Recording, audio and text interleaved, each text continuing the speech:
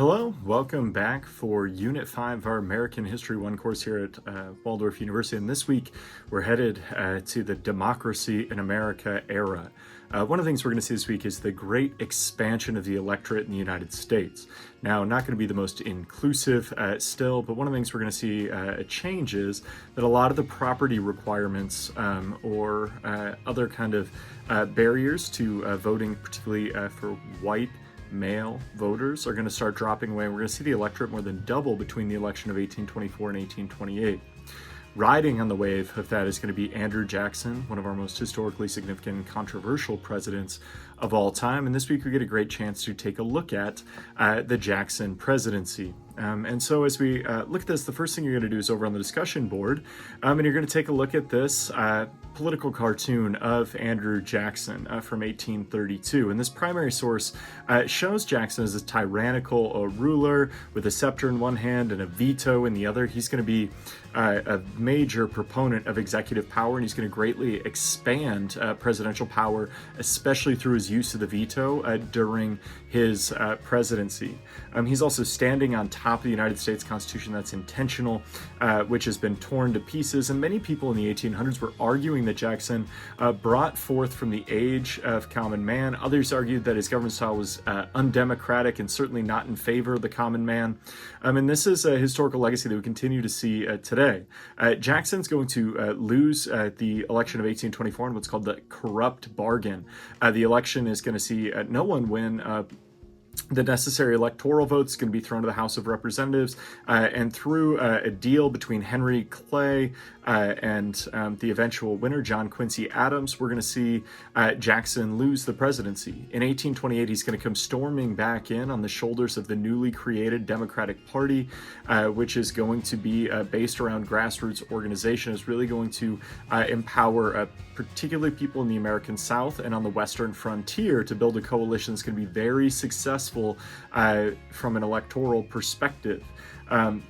This is going to be an interesting legacy. Some people view Jackson as this, there's a book in the Waldorf Library called American Lion that talks about him as this incredibly fierce, patriotic, God-fearing believer in the United States. And then there's also people who look at the Jackson presidency and look at it as a time of incredible loss for America's indigenous peoples through the most significant piece of legislation passed during his 8 years, the Indian Removal Act, through some of his squabbles with the National Bank, through some of his extension of power from the executive branch, and to look at it very negatively.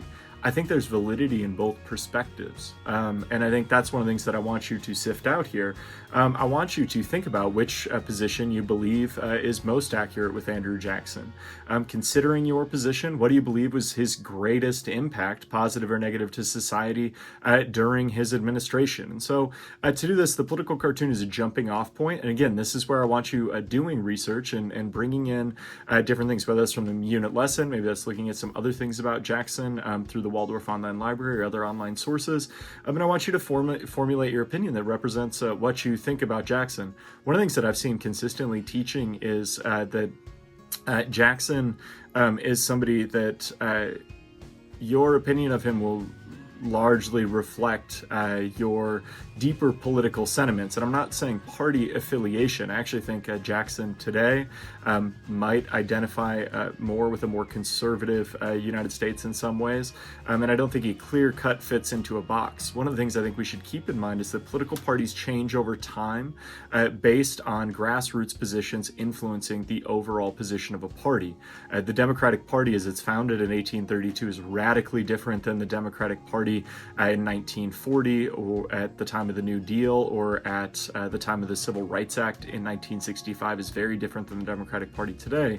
And that speaks to how our political parties shift over time, trying to gain voters through modifying positions.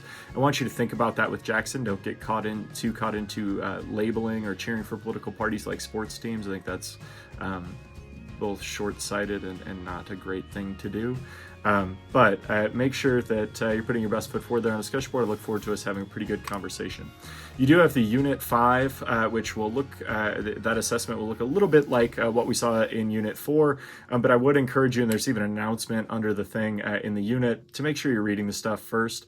I would again take, whatever strategy works for you. You have a little bit of matching, you have some multiple choice, but then at the end you do have a short essay response that has a bunch of different pieces. And what I want you to be thinking about there is what were some of the social and cultural beliefs that became widespread during the age of Jackson. Now, these can tie directly to Andrew Jackson or somewhere else, but what kind of underlied these beliefs? And do you observe them in American culture today? I think some of the things from the Jacksonian era echo, and that's one of the reasons why I think he's such a controversial figure, even in today's society, where some of the things he stood for, I think we can look back with empathy and moral judgment and see him as being incredibly historically significant, representing ideals that are uniquely American. Well, at the same time, his legacy also embodies incredible dispossession of indigenous peoples and other problematic things in 2023, or as we move into the modern era. To do this, there's some strategies for success listed just to give you some support. So be thinking about, as you're building your essay, think about the strength of the content. I want you bringing in things like evidence from high quality sources to build your credibility, like we've been talking about the whole time, to answer questions like who, what, where, why, when, and why. Those are the most basic questions that can help you, I think, really put together a strong response. Don't write using a first person narrative. I know it's what you think, you're writing it. So do this by putting together an argument and making a clear statement. Think about organization. We've been talking about that in some of your essay feedback. Make sure you have a clear introduction, a thesis, and then be thinking about how your supporting evidence goes into that. One of the best ways I've seen people building historical thesis is to go, like if you were doing this assignment, I might think about as going, the most significant social and cultural beliefs that underspread the age of Jackson are A, B, and C. I would devote then some analysis and unpacking of what your first point is, what your second point is, what your third point is, and then concluding as well. Just be thinking about that kind of stuff. And then just look at the rest of that advice and see what makes sense for you. If you have other questions, please make sure that you're reaching out. I appreciate the hard work you put in the course so far. I look forward to the great things you're going to do this week. Good luck.